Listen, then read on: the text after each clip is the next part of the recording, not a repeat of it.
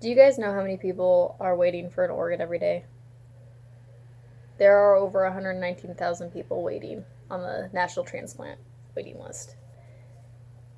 That's moms, that's dads, those are children, brothers and sisters waiting on an organ that could save their life. And not every one of them get to have that opportunity. 22 of those people die every day waiting for a transplant. And it just seems really odd to me because 95% of US adults support organ donation, but only 48% are actually signed up as donors. That's just, it's odd. It's odd to me. And when I think of that, I think of how easy it could be to be a donor because the first thing they ask you when you go to the DMV, when you get your license renewed or you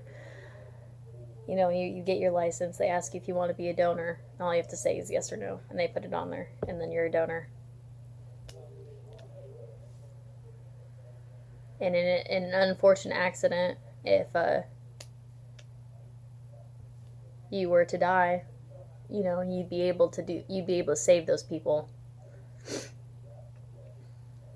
But the thing is there's not enough people out there, and only 3 in 1,000 people die in a way that allows for organ donation. That's not very many. So there's a shortage of organs out there that people need, and that there's people out there that die and they can give their organs and they're not able to because they're not an organ donor.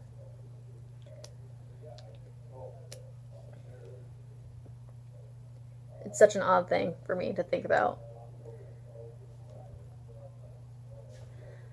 And if you think about it, when somebody does die and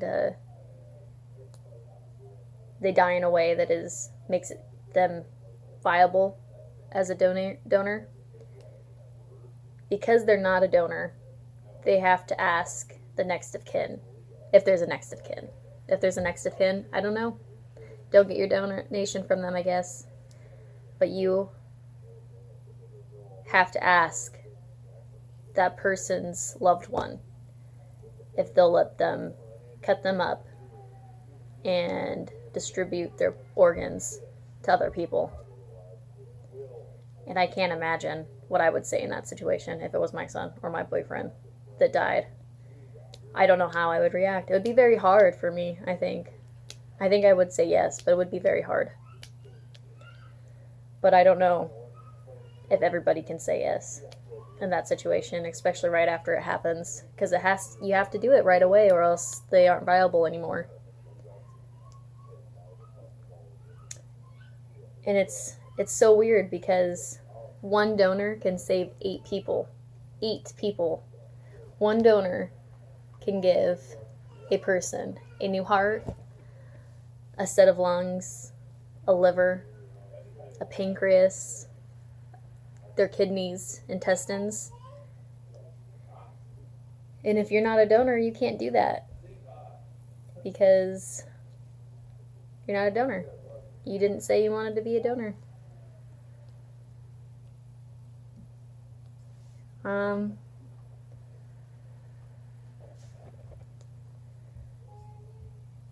And that's sad. I'm a donor. And if something were to happen to my family or me, and one of my family members or a friend needed an organ donation, or even if a stranger needed an organ donation, I would give it up in a heartbeat. And if I were to die and be a viable choice for donation, I would want my loved one to make that choice for me. Luckily, they won't have to because I'm already an organ donation donor. So it makes it easier for my family. They don't have to make that decision.